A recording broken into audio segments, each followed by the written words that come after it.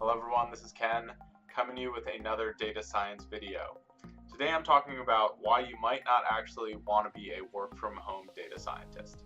Working satellite is very popular these days. It provides tremendous flexibility for a lot of people, but in many ways it's not actually as glamorous as you would think. Yes, I can wear whatever goofy shirts I want, and I might have some more freedom to structure my day than most people who are working in a traditional office setting. But some of the core responsibilities of being a data scientist can really conflict with the work from home lifestyle. The first reason why this might not be a good fit is that a data science role is supposed to be client facing for the most part.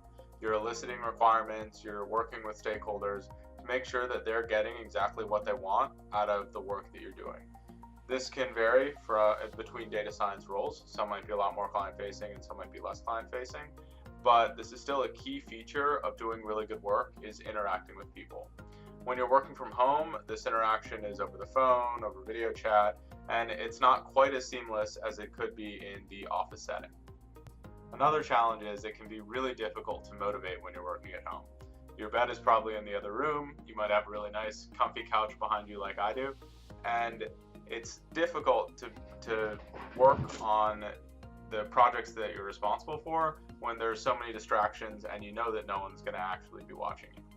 This isn't specific to data scientists per se, but really for anyone who is working from home at all.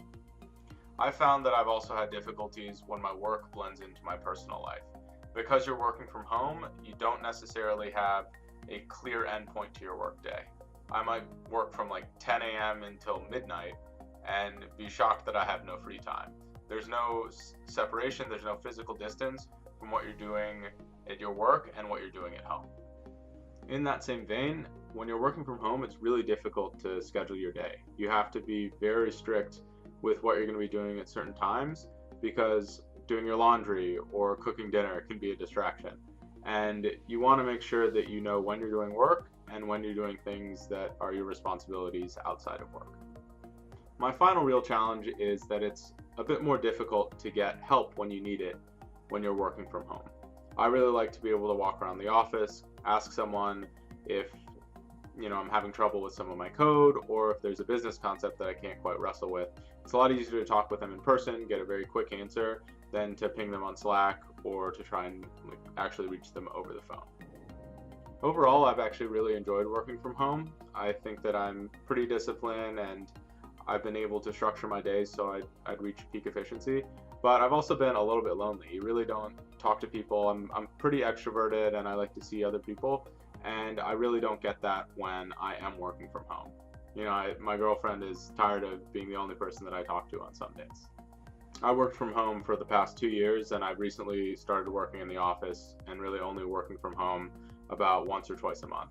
I think that for me, this is a really good mix because I can take a breather and I can have some quiet time when I need it, but I can also communicate with my coworkers and really be able to engage in the company on a day-to-day basis.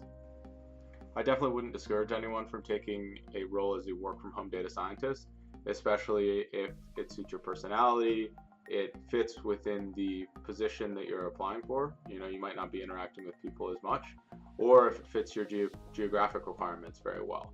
Your company is headquartered in a different location. I will hazard you to make sure you make this decision as well informed as possible. Understand yourself, understand what you're getting into, because it can be more taxing than you might realize. Thank you so much for watching. If you like this video, please hit that like button. And if you'd like to see more content like this, please subscribe. Have a great one.